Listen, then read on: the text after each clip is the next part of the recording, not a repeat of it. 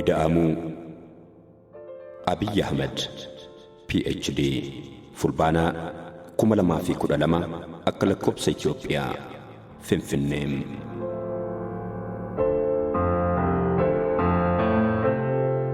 Galata ilaalchi ida'amuu keessa kiyyatti erga bilchaataa dhufee booda qooqa kiyya keessaa erga burqee fi wayita'anii namoota birootiif qooduu eegalee kaasee sadarkaa amma irra jiru kana kan ga'e kunoo yaadaa fi ilaalchuma ida'amuutiiniim. Ilaalchi ida'amuu akka gabbatu akka babal'atuu fi haala waliigalaatiin jireenya dhuunfaa fi hawaasummaa hammachuu bifa danda'uun boca sirrii akka qabaatuuf yaada isaa fudhachuun babal'isuun qeequu fi gabbisuun kan na deeggaran hiriyoota kiyya waayiloota hojii fi jaalleewwan qabsoo galateeffachuun barbaadaam. Akkasumas kitaaba kana haala kanaan akka qophaa'u wixinee isaa dubbisuun gabbisuu fi gulaaluun kanneen deeggarsa naa taasisan aanteewwan koo hunda nan galateeffadhaam.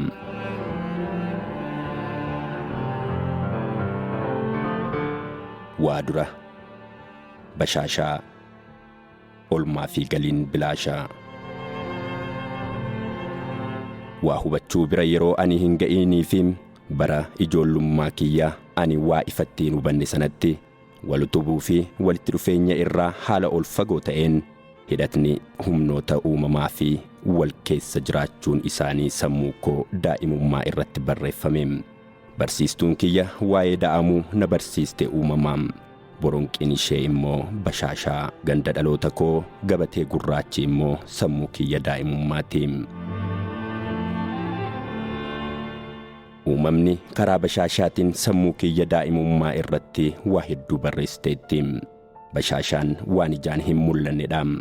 Uumamaan lalistuu ta'uun ishee biyyoon ishee uumama magariisaa ofirratti biqilchee bishaan lagaa fi bokkaan samii irraa biyyoo ishee gabbachiisee bari'uu eeguudhaan biiftuun ganamaan baatu bubbeen baala garaagaraa keessa loo'ee darbu wayita sanatti haalaan hubachuu baadhus ergaa guddaa bifa danuun uumaa tokko irraa madduun wal duukaa akka bubba'an ta'uu isaa dhugaa jiru na keessatti barreessaa turte. Boodarra guddadhee yeroo ani gaafadhu dubbisee yoon hubadhu sagaleen humnoota uumamaa sun hundi walitti ida'amuun jireenya biyya lafaa itti fufsiisuuf wal faana akka hiriiraniin hubadhe. Yaadni ida'amuu waa'ee jireenyaa yaaduu wayita ani eegale irraa jalqabee na faana guddate. Wayita ani daa'ima ture innis anuma faana daa'ima. Dargaggoomnaan na faana dargaggoome. Ammoo ga'eessa ta'ee sadarkaa garaagaraatti itti gaafatamummaa biyyaa wayita ani fudhadhe na faana bilchaachuudhaan sadarkaa baay'ee olaanaatti biyya koo biyya ani tajaajilaa jiruuf yaada ani filadhuuf ta'uu danda'e.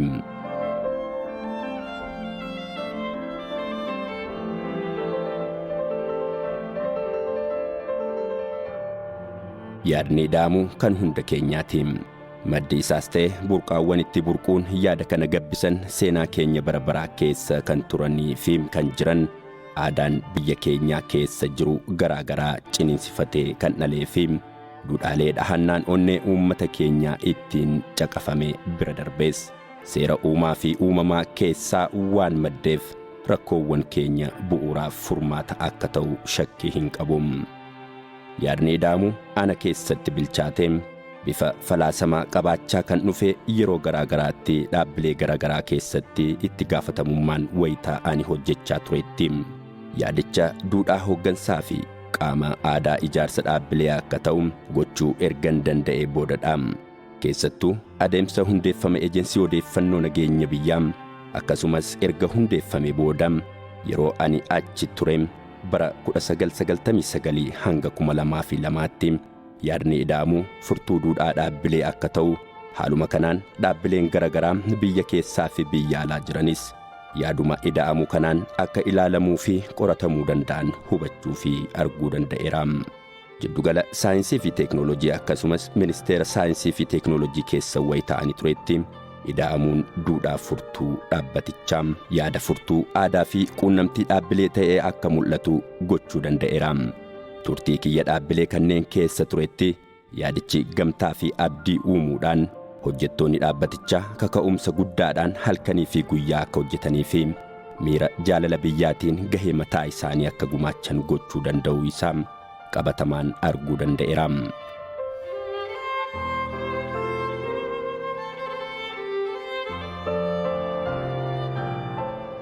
Ijoollummaa kiyya irraa eegalee mana barumsaa fi bu'aa bayii jireenyaa irraa beekumsaa fi dandeettii ani argadheen wanti guddaa ani hubadhe yoo jiraate humnaa fi anniisaa ida'amuutiin rakkoon jireenyaa hin furamne, riqichi qormaataa hin ce'amne, rakkoon hamaa danqaa namatti ta'u akka hin dadhabamne ta'uu isaati. Jireenya kiyya keessatti kan ani argee fi hubadheen alatti seenaa milkaa'ina biyya keenyaa waggoota hedduu lakkoofse keessatti shoorri yaada ida'amuu ol aanaa akka ta'e hubachuun ulfaataa hin ta'u. Seenaa keenya keessatti carraawwan nuti ittiin milkoofne hunduu kallattii yookiin alkallattiin bu'aa milkaa'ina ida'amuuti.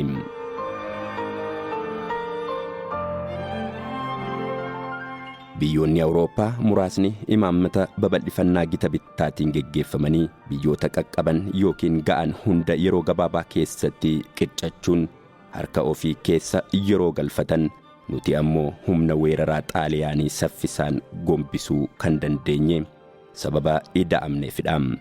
Waa'ee humnaa fi anniisaa ida'amuu gaarreen Adawaa caalaa ragaa kan ta'u hin jiru.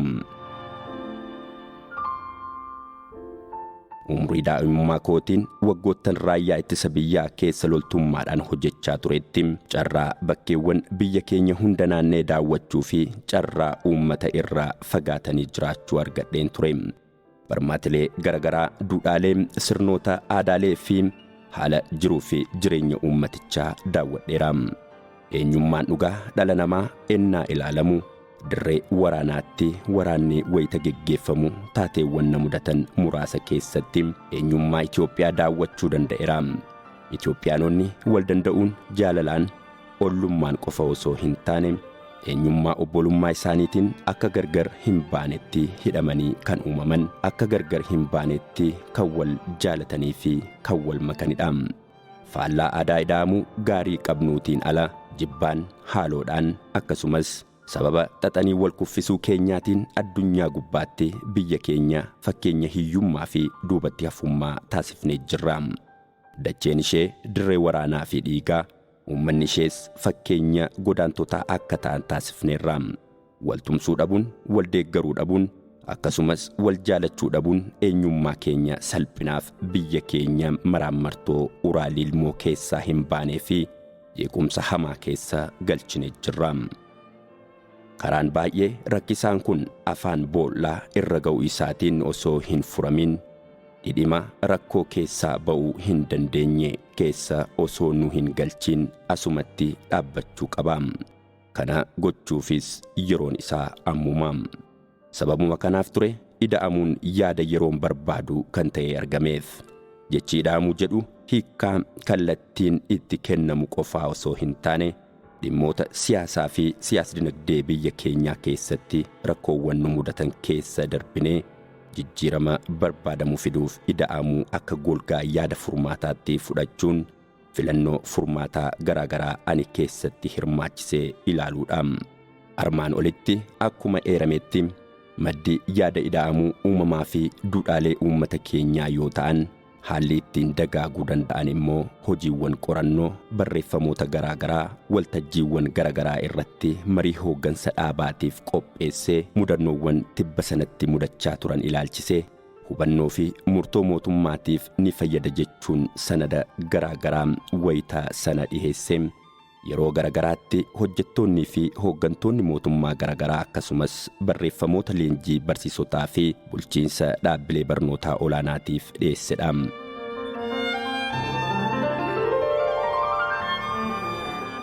Haalli qabatamaa biyya keenyaa ammaan kana jiruu fi akeeka galma isaa akeekuu akkuma qabu yaada ida'amuu kana yaada furtuu rakkoo biyya keenyaa taasisee yeroon dhiyeessuu yaadichi muuxannoo hojii fi seenaa jireenya dhuunfaa kiyyaan hidhata qabaachuu bira darbee aadaa fi haala jireenya uummata keenyaa akkasumas uumama dhala namaa keessatti iddoo guddaa qabatee akka adeemu amanuudhaani. Yaadichi bu'uura hawaasummaa fi qorqalbii uummataa irratti hundaa'uun isaa kan hubatame waan ta'eef furtuu rakkoo keenyaa akka ta'u shakkii hin qabu. Yaada kana barreessuuf wayita ani ka'us waa hunda bakka tokkotti fuula murtaa'e irratti barreessee nan xumura jechuun yaadee miti. Kitaabni kun isa jalqabaati malee isa dhumaa miti. Ka'umsa malee isa goolabaa akka hin taane akka hubatamuun barbaada. Dubbisa gaarii.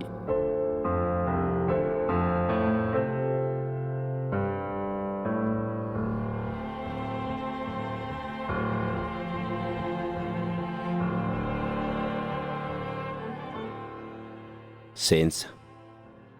Tibbadhuma sirna moototaa zawdaawii aggazaaz mootii Tafarii yeroo gara aangootti dhufanii booda ejjennoon Itiyoophiyaa akka biyyaatti hordoftuu ilaalchaa fi sirna biyyoota Awurooppaatiin bocame ture.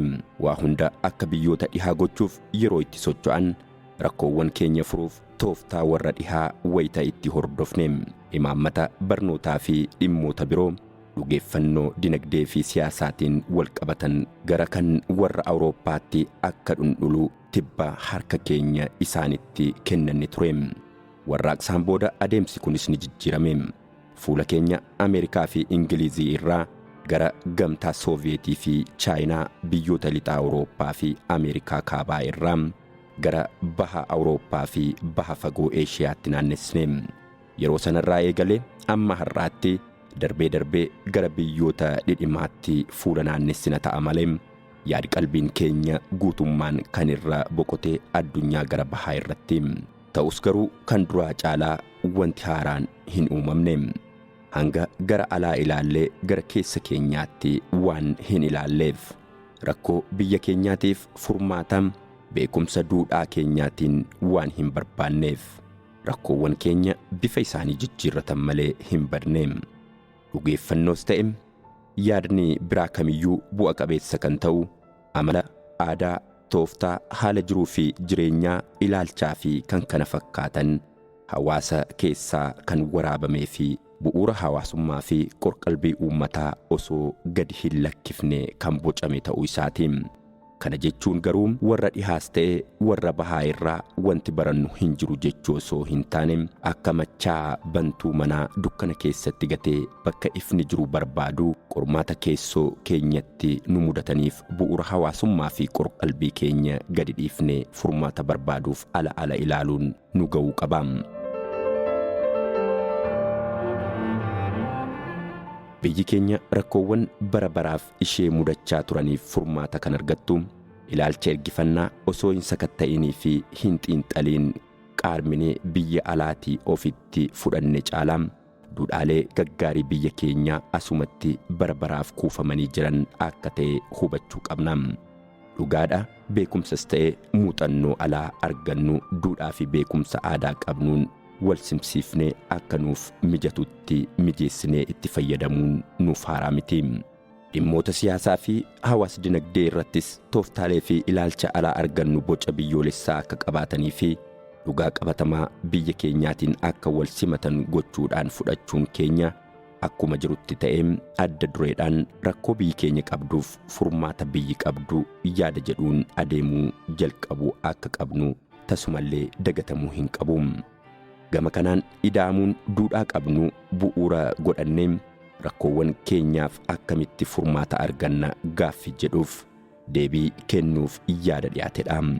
Kitaabni kun dubbii gara fakkaatutti qoqqoodee deebii kennuuf kutaawwan afuritti kan qoqqoodaman boqonnaawwan 16 qaba. Kutaan jalqabaa dhimmoota ida'amuuf kaka'umsa ta'anii fi yaada bu'uuraa ida'amuu kan itti dhiyaatanidha. Ida'amuu bu'uura irraa hubachuuf fedhii fi dandeettii bu'uuraa dhalli namaa uumamaan qabuun isa katta'a. Itti aanuun fedhii dhala namaa guutuuf yaadota siyaasaa fi dinagdee furmaata akeekan ciminaa fi hanqinoota isaanii ilaaluun qabiyyee fi bu'aawwan biyya keenyaaf qaban isa katta'a. Umarrattis yaadrimee bu'uuraa ida'amuu ni ifoomsa. Uumama dhala namaa fi falaasama siyaasaan dhugeeffannoo fi deebii kanaan dura dhiyaatan gidduu uraa jiru yaadni ida'amuu akkamitti guutuu akka yaade golgaa yaadaa ka'umsa ta'an ni dhiyeessa. Akkasumas ida'amuuf dhimmoota gufuu ta'an ni xiinxala.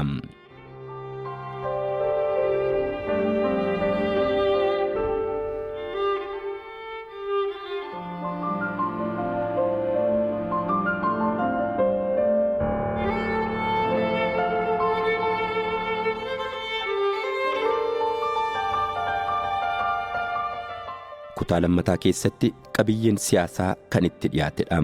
Yaadni ida'amuu waa'ee rakkoo siyaasaa biyyattii guddicha furuu barbaade mootummaa biyyi sirnaan hin ijaaramne keessatti dimokiraasii ijaaruu fi lafa qabsiisuun qormaata biyyattii dura dhaabbachuu danda'u keessa darbuun Itiyoophiyaa dimokiraatoftuu cimtuu dhugoomsuuf akkamitti danda'ama kan jedhudha. Kutaa kana keessatti mootummaa cimaa fi biyya dimokiraatoftuu ijaaruuf qormaata nu mudatanii fi qormaata kanneen keessa darbuuf dhimmoota wayita itti aanu maal gochuu akka qabnu nu akeekan golgaa ida'amuu keessatti ilaalamu. Kutaa sadaffaan yaadni ida'amuu dinagdee kan keessatti dhiyaatedha.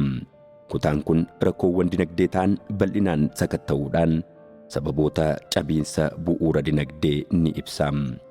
Ga'umsa misoomuu Itoophiyaan qabdu sakatta'uun rakkoo dinagdeen biyyattii keessa jiru keessaa baasuu fi jijjiirama barbaadamu fiduuf maal gochuutu barbaachisa kan jedhu ni akeeka.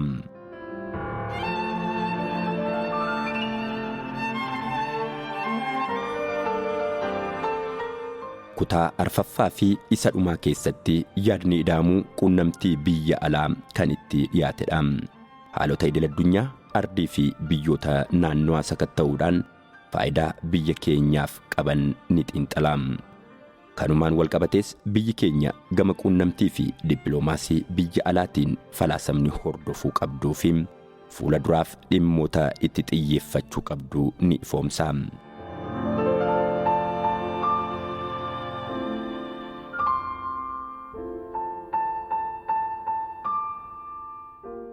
Kitaabichi kaayyoo akaadaamii caalaa kaayyoo siyaasaatiif waan barreeffameef haala dhiyeenya akaadaamii kan hordofee miti.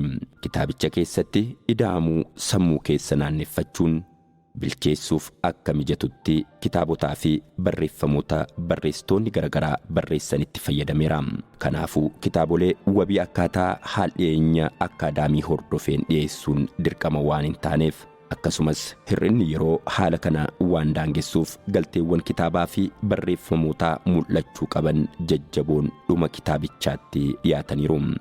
Kitaabicha keessatti hanga danda'ametti jechoonni akka hiika biyyaalessaa qabaatan gochuuf yaalameera. Adeemsa kana keessatti hiikni jechootaa hiika dogoggoraa akka hin qabaanne of eeggannoo gochuuf jecha jechoonni bakkuma itti eeramanitti hiika isaanii ifoomsuun yaalameera. Barreeffamicha keessatti jechoonni hin ifoomne yookiin irra dibaadhaan kan bira darbaman immoo hiikni jibsoo dhuma kitaabichaa irratti itti kennameera.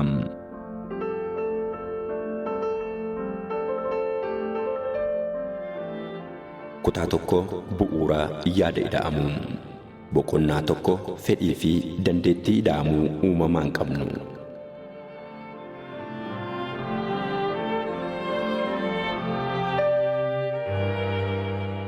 Yaada dhala namaa fayyadu kamirratti iyyuu irra deddeebiin yaaduu keenyaan dura waa'ee uumama dhala namaa yaaduun barbaachisaadha. Uumama dhala namaa beekuun gama tokkoon waan isa barbaachisuu fedhii fi waan inni barbaadu hawwii beeknee galmaan ga'uuf gama biraatiin immoo dandeettii isaa hubatee dandeettii qabu kana guutummaan guutuutti akka itti fayyadamu haalota isa dandeessan hubachuuf nama fayyada. Kanaaf otuu yaada bu'uura ida'amuutti hin seeniin dura waa'ee fedhii fi dandeettii dhalli namaa uumamaan qabu xiinxalla. Tokko tuqaa tokko fedhii dhalli namaa uumamaan qabu.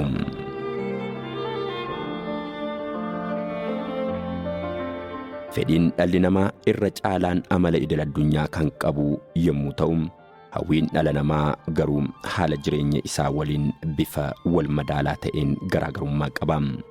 Daa'imman Afrikaa hedduun waan dhandhamanii fi nyaatanii mar'imaanitti isaan cobuu kan eeggatan waan fedhiin soorachuu isaanii hin guutamneefidha.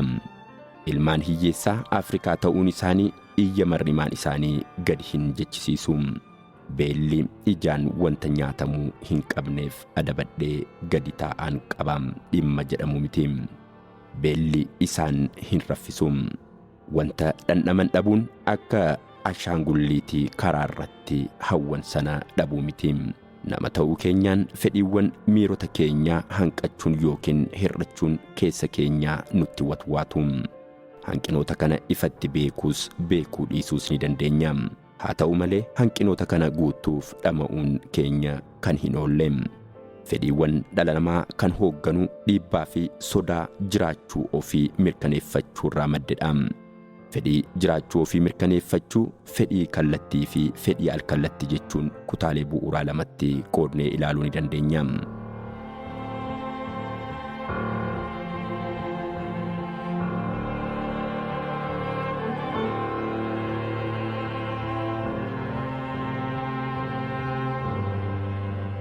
Fedhiin kallattii fedhii jiraachuu keenya karaa ifaa fi dhihoo ta'een balaaf saaxiluu irraa of baraaruuti. Kana jechuunis dhalli namaa jiraachuu isaanii kallattiidhaan wantoonni qoran kanneen akka ajjeechaa, waraana, beelaa fi deega yookiin fedhii miidhaa bifa kamiinuu irratti taasifamu irraa of baraaruu fi lubbuun turuudha. Fedhiin kun fedhii sadarkaa dhuunfaattis ta'e sadarkaa hawaasaattis jiruudha. Akka dhuunfaatti namoonni miidhaa ofirraa ittisanii lubbuun turuu ni fedhu. Haaluma wal fakkaatuun akka hawaasaattis lammiileen ofii fi biyya isaanii haleellaa fi weerara biyya alaarraa baraaruun jireenya isaanii itti fufsiisuu ni fedhu. Ofii fi biyya isaanii irraa haleellaa biyya alaa ittisuu yommuu jennu, fedhiin lammiilee akka nama dhuunfaa tokkootti balaa irraa of baraaruun dhimmoota biyyaalessaa irrattis ni mudata jechuu keenya malee namoota jaalala biyyaaf du'an jechuu keenya miti. Sababni isaas jaalala biyyaatiif du'uun fedhii jiraachuu kallattii caalaa eenyummaa fi kabaja garee wajjin kan wal qabatudha. Sadarkaa nama dhuunfaa tokkoottis haa ta'u sadarkaa hawaasaatti fedhii jiraachuu guutuuf jechuunis waraanaan, ajjeechaa fi kan kana fakkaataniin balaa jiraachuu lammiilee irratti aggaamamu ittisuuf biyyoonni dhaabbilee kanneen akka poolisii, raayyaa ittisaa, nageenyaa fi kan kana fakkaatan hundeessu. Lammiileenis otoo meeshaalee waraanaa hidhatanii ba'uun isaan hin barbaachisne balaa biyya keessaas ta'e biyyoota alaa irraa isaan irra ga'uu danda'u irraa karaa dhaabbilee kanaatiin eeggamu. Mootummaanis haleellaa lammiilee irra dhaqqabuu danda'u ittisuun fedhii jiraachuu isaanii guuta jechuudha. Gama biraatiin fedhiin jiraachuu dhala namaa balaa ifaa fi dhiyootti mul'atu irraa ittisuu qofa osoo hin taane balaa karaa alkallattiin isaan mudachuu danda'u irraas eeguu dabalata.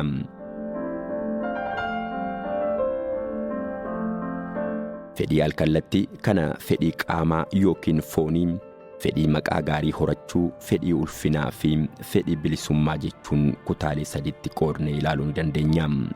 Fedhiiwwan qaamaa yookiin fedhiin foonii fedhiiwwan bineensota faana qooddannu yommuu ta'an kanneen akka soorachuu, dhuguu, qulqullaa'uu yookiin bobba'uu, bultii horachuu, bakka jireenyaa tolfachuu, dhibee irraa eeggamuu fi kan kana fakkaataniin kan ibsamudha.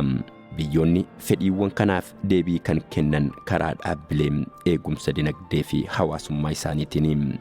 Qonnaa fi wabii nyaataa, fayyaa, barumsa, bishaanii fi sagantaaleen kana fakkaatan kan diriirfaman fedhiiwwan qaamaa lammiileetiif deebii kennuuf jedhameeti.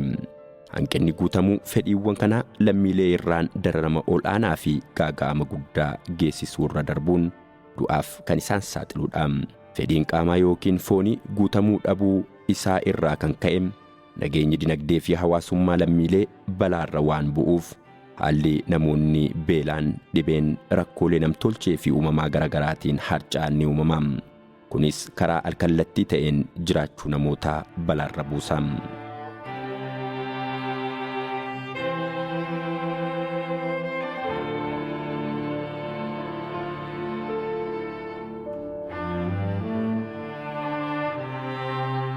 Fedhii maqaa gaarii yookiin ulfinaa horachuu kan jennu namoonni maqaan isaanii waan gaariitiin akka kaafamu fedhii isaan mul'isan jechuudha. Fedhii ulfina barbaaduu fi gatii ofiif kennuuti. Fedhiin kun baay'ee walxaxaa fi fedhiiwwan biroo faana walitti hidhannoo cimaa qabaachuu isaa irraa kan ka'e yeroo baay'ee ifatti adda baafamee kan deebiin kennamuuf miti. Dhalli namaa uumama hunda keessaa uumama seenaa qabu ta'uun isaa ifadha. Uumama keessaas fedhii seenaa hojjechuu kan qabu dhala namaa qofadha. Kanaafuu hojiiwwan hojjetu hunda keessatti maqaan isaa akka yaadatamuu ni barbaada. Wayita lubbuun jiru ofii isaatii mormatee fi dubbatee eenyummaa ofii kabachiifata. Erga addunyaa kana irraa du'aan boqatee booda garuu kana raawwachuu hin danda'u. hojiiwwan isaatu bakka isaa bu'eessaaf dubbata. Duraanuu maqaasaa waan gaariin kaasisuu kan barbaadeef du'a isaa booda maqaan isaa waan gaariin akka yaadatamuufidha. Bakka inni hin jirretti akka isaaf mormuufidha. Duuti hin ooluu maqaan hin awwaalamuu makmaaksi jedhu kun fedhii keenya isa kana kan agarsiisudha. Fedhiin maqaa gaarii horachuu fedhii of birattis haa ta'u namoota kaan biratti iddoo gaarii qabaachuu fi kabajamuuti.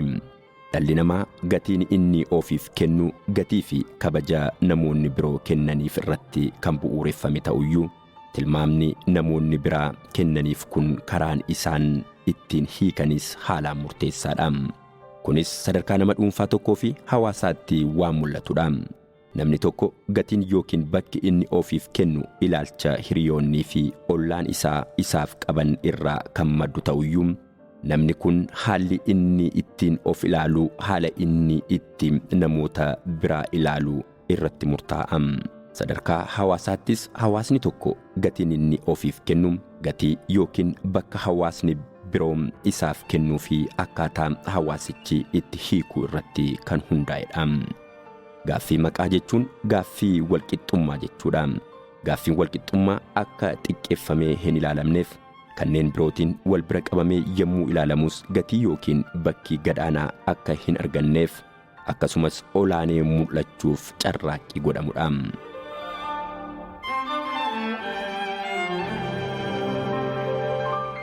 Gaaffiiwwan eenyummaa qaama fedhii maqaatiin fedhii maqaa ol kaafachuutiin fedhii maqaa keessa gaaffii walqixxummaa jiraatuyyuu fedhiin kun walqixxummaa mirkaneessuun qofa deebi'uu dhiisuu danda'a. Fedhiin dhala namaa hawwii otoo wal irraa hin kutiin maqaa ol kaasanii leellisuudhaan kan qabame waan ta'eef fedhiin kabajaa walqixxummaa qofaan hin dhaabbatu. Namoonni ol aanaa ta'anii mul'achuuf foon isaanii du'ullee faara fedhii maqaan isaanii akka waamamu barbaaduu ni mul'isa. Gosti fedhii inni sadaffaan fedhii bilisummaadha. Durii kaasee hanga har'aatti dhalli namaa micciirraa fi hidhaa nama biraa irraa bilisoomuuf wareegama hedduu kaffalaa ture. Bilisummaan filannoowwan jireenya keenya keessatti nu quunnaman mara irratti ofii murtee dabarfachuudha. Fedhiin bilisummaan jiraachuu dhala namaa waliin walitti hidhata guddaa kan qabuu fi amaluma dhala namaati. Namoonni du'a gidduu hulluuqaa dhaadannoo kan dhageessisaniif bilisummaan isaan dirqisiiseetu.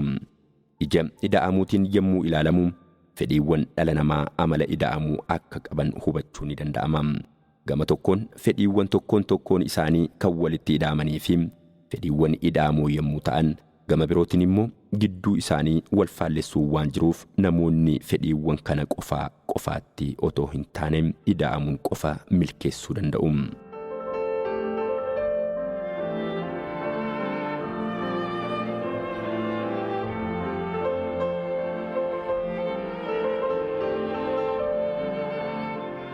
Fedhiiwwan hundi isaanii kan walitti hidhamanidha yommuu jennu fedhiin inni tokko isa biraa fakkaata jechuu keenyadha.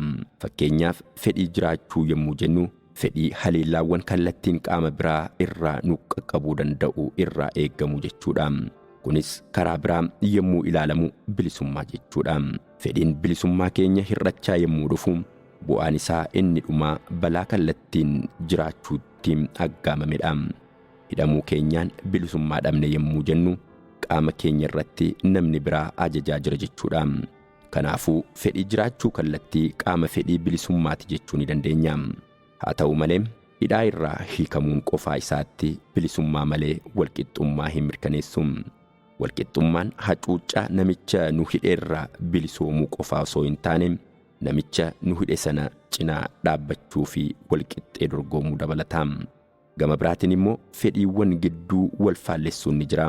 Fedhii jiraachuu yommuu guunnu fedhii bilisummaa hir'isuu dandeenya. Fakkeenyaaf lammiilee haleellaa irraa ittisuuf jecha lammiilee irratti to'annoo cimaa taasifna. Bilisummaan lammiilee eeguuf jecha yoo tarkaanfii fudhachuu dhiisne immoo namni heeraa fi seera cabsuun haleellaa lammiilee irratti raawwachuu fi jiraachuu isaanii irraan balaa geessisuu danda'a. Gama biraatiin walqixxummaa lammiilee eegsisuu yommuu jennu fedhii namoota bilisummaan jiraachuu fi hojjechuu isaanii irratti qoqqobbii gochuun keenya waan hin oolledha.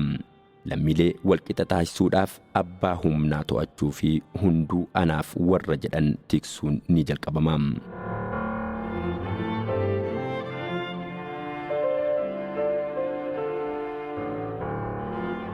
Qabeenyaa fi dalagaa namootaa irratti daangaan ni kaa'ama. Olaantummaa siyaasaa akka hin qabaanneefis qoqqobbiin irratti godhama.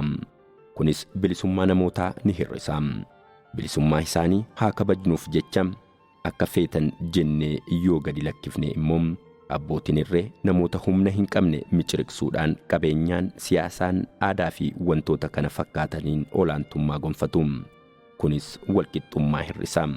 Kanaafuu fedhiiwwan kanneen gidduu walitti hidhamiinsaa fi tokkummaa akkasumas wal faallessuu gidduu isaanii jiru yoo ilaalle fedhiiwwan kanneen guutuun kan danda'amu namootni yemmuu ida'aman ta'uusaa hubachuu dandeenya.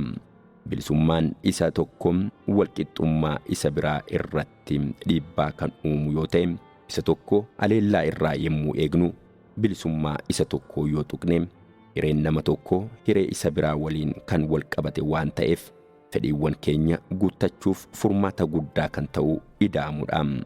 Haaluma wal fakkaatuun fedhiiwwan keenya mataan isaanii amala ida'amuu waan qabaniif inni tokko isa biraa malee qofaasaa dhaabbachuun jiraachuu keenya nuuf mirkaneessuu hin danda'u.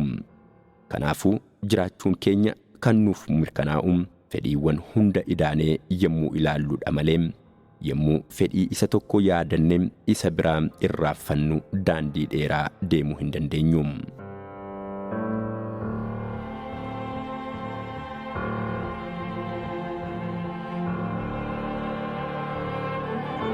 Seenaan yeroo dheeraa biyya keenyaa balaa waraanaa irraa of eegdee jiraachuu ishee irratti kan xiyyeeffatedha.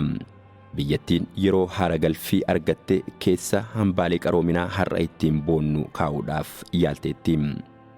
Haa ta'u malee irra caalaa tumsa biyya balaa irraa eeguuf taasifamu irratti xiyyeeffachuu keenyaan qaroomina irraa baay'ee fagaanne turre. Kaka'umsi ammayyummaaf mul'isnes fedhii jiraachuu kallattii kana guutuu irratti kan xiyyeeffatee fi ammayyummaa meeshaalee waraanaa irratti kan bu'uureffame malee fedhiiwwan biroo guutuuf kaka'umsi ture haala ga'aa ta'een hin mul'anne. Gaaffii inni guddaan garuu haleellaa ofirraa ittisuun qofti wabii jiraachuu namaa ni eegsisaa gaaffii jedhudha. Biyya keenyatti lakkoofsa namoota qawween dhumaniirra lakkoofsi namoota beelaa fi dhibeen dhumanii yemmuu wal bira qabamu akka samii fi lafaatti kan walirraa fagaatedha. Kanaafuu balaan jiraachuu dhala namaa irra qabu afaan qawwee irraa qofa kan dhufu miti. Yemmuu qoonqootti hir'atus balaan jiraachuu irra ga'uu danda'a. Dhugaan turree hubanne tokko kanuma.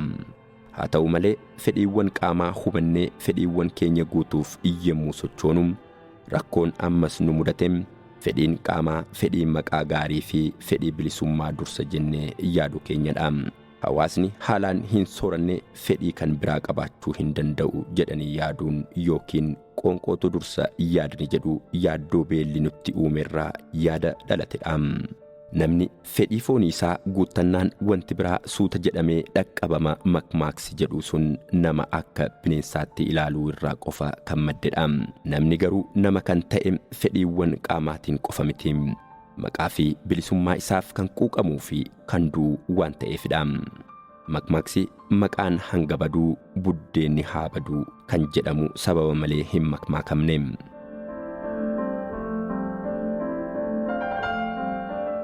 Dhalli namaa fedhiin maqaa fi bilisummaa isaa fedhiin guddaa hanga dabarsanii du'aaf of kennuutti kan isa geessisudha. Fedhiin maqaa gaarii horachuu keenya yoo hir'atee fi tilmaamni yookiin bakki ofiif kenninu yoo siggaatee nyaataaf hafuutii jiraachuuf fedhii hin horannu. Namoonni hedduunis kan of ajjeessanis haa ta'u namoota biraa wajjin wal dhabbii keessa galuun kan du'an fedhii maqaa gaarii horachuu kana guutuuf jedhaniiti. Akka falaasama ida'amuutti fedhiiwwan martinuu akka barbaachisummaa isaaniitti dursi isaaniif kennama malee haala dhaabbataa ta'een sadarkaa kennuun dogoggoradha jedhamee amanama. Fedhii isa tokko fuula dhoowwatanii isa biraa keessummeessuun rakkoo jiraachuu keenya hin hiiku. Duraan dursanii haleellaa biyyaa irratti aggaamamu ittisuu haa ta'u hokkora biyya keessatti uumamu qolachuudhaaf fedhiiwwan alkallattii guutuudhaan hawaasa cimaa ijaaruun barbaachisaadha. erga hokkorrii fi waraanni uumameen booda yookiin otoo uumamaa jiruu dhabamsiisuu fi dhaamsuuf ijibaachuurra duraan dursinee fedhiiwwan gara hokkoraatti nu galchuun jiraachuu keenya balaaf saaxilan qolachuun barbaachisaadha. Fedhiiwwan dhala namaa marti isaanii fedhiiwwan murteessoo haalli isaanii ilaalamee walqixxummaan keessummaa'uu qabanidha. Namootni nama ta'uu isaaniitiin fedhiiwwan isaan qaban guutuu fi otoo qabnu fedhiiwwan bineensota faana qooddannu qofa guutuudhaaf ijibaachuun bu'uuruma isaa irraa ilaalcha namoota bineensotaan qixxeessanii ilaaluu irraa kan maddedha. Namoonni uumaawwan fedhiiwwan bineensotaarraa adda ta'e qaban ta'uu isaanii irraa kan ka'e fedhiiwwan dhala namaa kan ilaallu uumaa isaanii walxaxaa ta'e kana waliin wal bira qabuudhaani. Fakkeenyaaf aadaan namni yemmuu wanta tokko nuuf godhuuf jedhu wanta sana otuma feenuu hin barbaadu jechuu keenyaa maal mul'isa? Mana namaa dhaqne beelofneetu marlee nyaadhaa yemmuu jedhamnu maaliif dinna? Otoo fedhanii wanta tokko diduun bu'aa walitti bu'iinsa fedhii qaamaa yookiin foonii fi fedhii maqaa yookiin ulfinaa gidduutti uumamurraa argamudha. Fedhiin qaamaa yookiin foonii otoo fedhii maqaa dursa ta'e otuma beelofnuu nyaadhaa jedhamne otoo hin nyaatin dhiisnee hin baanu ture. Kanaafuu otoo wanta tokko fedhanii hin fedhu jechuun sadarkaa fedhii qaamaa fi fedhii maqaa nama tokko keessatti qaban duraa duubaan akka hin teenyee fi fedhiiwwan lamaanuu dhala namaa muddanii akka qaban kan mul'isudha.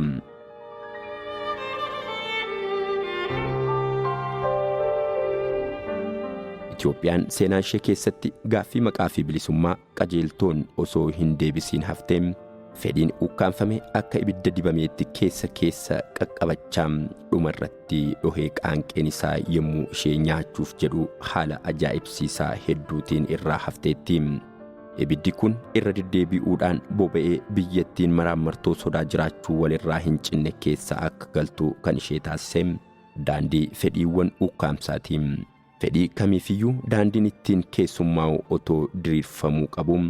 Fedhicha yoo ukkaamsine akka ibidda dibameetti riphee keessaan qabachaa biyyattii akka nyaatu beekuu qabna. Fedhiin dhala namaa marti isaa fedhii jiraachuu waan ta'eef fedhiiwwan kanaaf deebii kennuu dhiisuun jiraachuu dhala namaa yookiin hawaasaa irratti akka qoosaatti lakkaa'ama.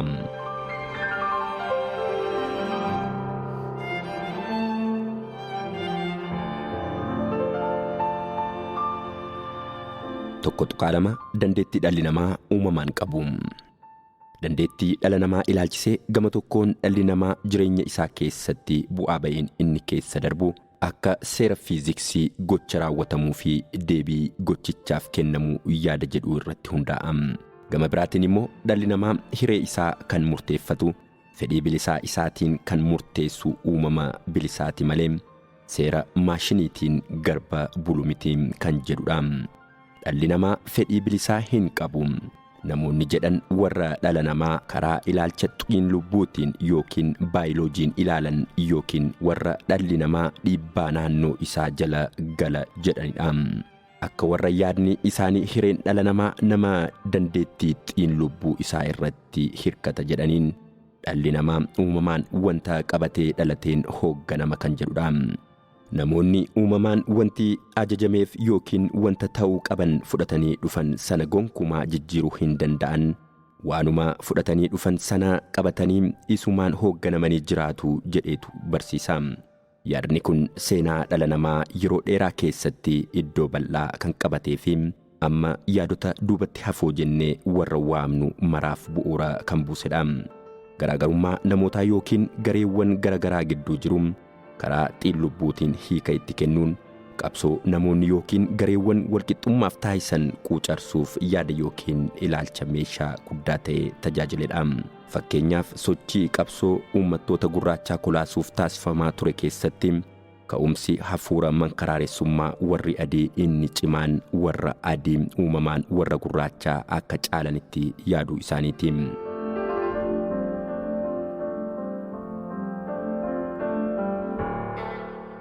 Hayyuuwwan yaada saayinsawaa ta'uu dhiisuun isaa mirkanaa'e kana seenessuun garaagarummaa xiinlubbuu kana barreeffamoota barumsaa yookaan academic articles keessatti illee hangam ammaatti afarsan ni jiru.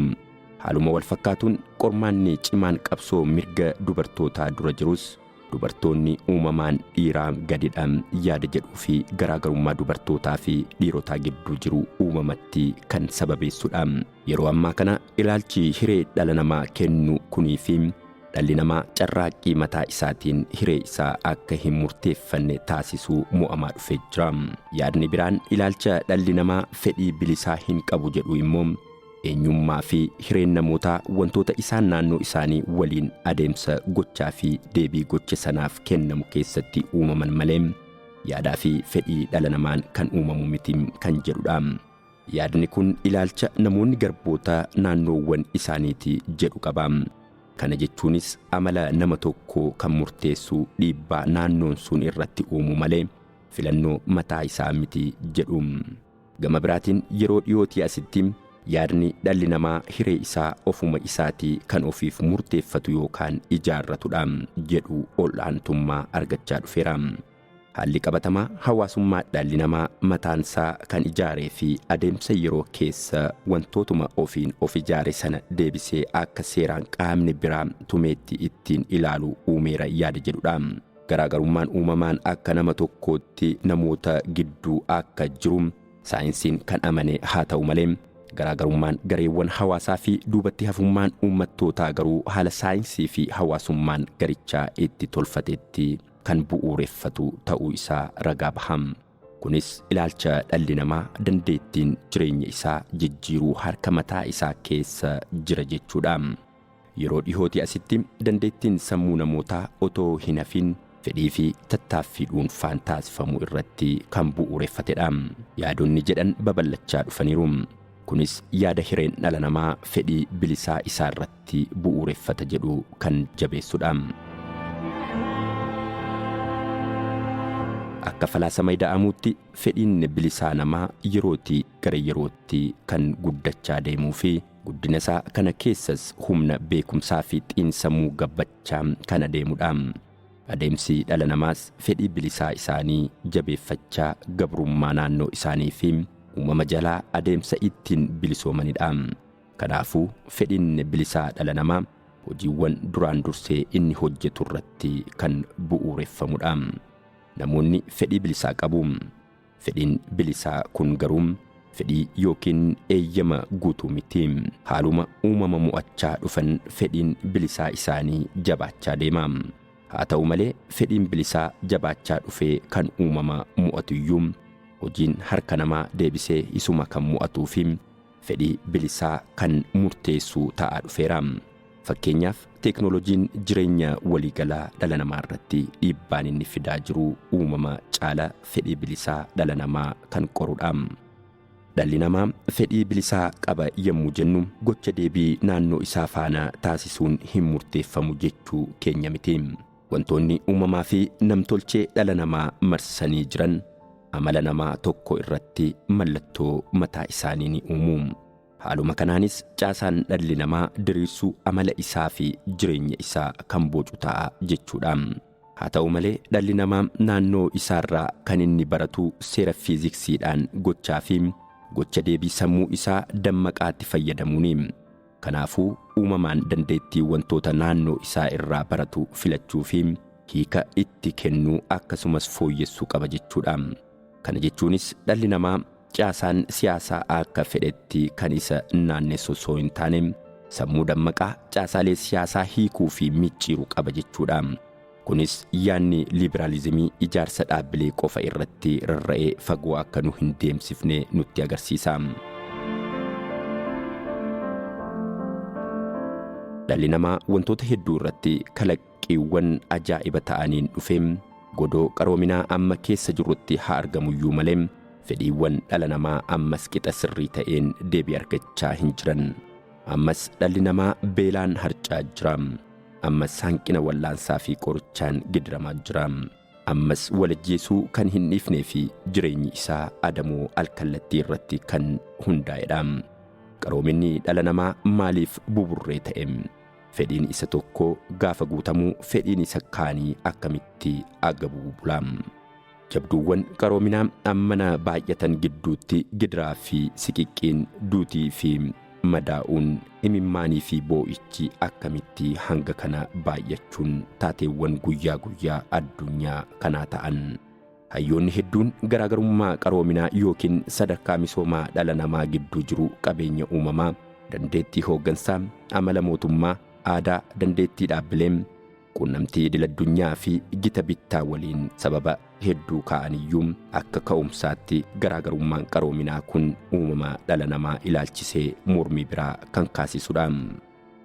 Ilaalchi dhalli namaa uumama nagahee hin beekne ofittoo morkataa fi lola jaalatudha jedhu gama tokkoon ilaalchi dhalli namaa bu'uuruma irraayyuu gaarii tumsaa fi nama biraaf uumama yaadu jedhamummoo gama biraatiin ajandaa mormii uumaniiru. Waraana addunyaa tokkoffaa booda hayyoonni xiinlubbuu fi hayyoonni adeemsa jijjiirama suutaa dhiibbaa fi shororkaa'uu waraanichi isaan irraan ga'e irraa ka'uudhaan yaada dhalli namaa balaafamaa fi gara jabeessa jedhu fidan. Dhalli namaa bineensota biraa dursee qaroomuu kan danda'es sababa gara jabummaa cimaadhaan naannoo isaa to'annoo ofii jala oolchaa dhufeefi jedhu. Yaadni obboroo waraana addunyaa tokkoffaa irratti jalqabame kun yeroo waraanni addunyaa lammaffaa irra caalaatti jabaatee qalbii namootaa hedduu bituu danda'e. Addunyaa irratti kallattiin siyaasaa koominizimii gaafa babal'achaa dhufu qalbiin hayyootaa uumamaa waltumsaa malee gaarummaa dhala namaa irratti xiyyeeffachaa dhufe. Walmorkii irra waltumsuun akka amala uumamaa dhala namaa ta'etti lakkaa'uun ni jalqabame. Hayyoonni koominizimii qeeqan immoo yaada koominizimiin amala dhala namaa uumamaan ofittoo fi walmorkaa ta'uusaa dagate jechuudhaan yaada qeeqaa kaasuu jalqaban. Yeroodhaan booda fudhatanii yaada liberaalizimii yommuu babal'achaa dhufu uummanni dhala namaa nagahee hin beekne ofittoo fi morkataadha ilaalchi jedhu fudhatama argachaa dhufe. Rakkoo guddaan adeemsa dhalli namaa uumamaan akkanaa fi akkas jedhee murteessu kun kan ilaalcha siyaasaarraa waraabame ta'uusaatiin ta'uun kan irra ture garuu faallaa kanaatiin. Uumama dhala namaa ilaalchisuudhaan ilaalcha qabnu sammuu bilisaatiin erga madaalleen booda otoo ilaalcha siyaasaa keenya qopheeffannee irra caalaa sirrii taana turre. Farda gaarii dura waan keenyeef yaadi waliigalaa uumama dhala namaa irratti kenninu adeemsa ilaalcha siyaasaa keenya akka ittiin filatamu taasisnudha. Uumamni dhala namaa gaarummaafis hammeenyaafis walmorkiifis waltumsuufis ofittummaafis namaaf yaaduufis walloluufis nageenyaafis banaa kan ta'ee fi kallattii kamiiniyyuu dagaagsuuf carraa kan qabudha malee maxxana tokko kan dhaabbatu miti. Dhalli namaa abbaa sammuu cimaatiin sammuu isaa cimaa kana gaarummaafis hammeenyaafis dhimma itti ba'uu ni danda'a.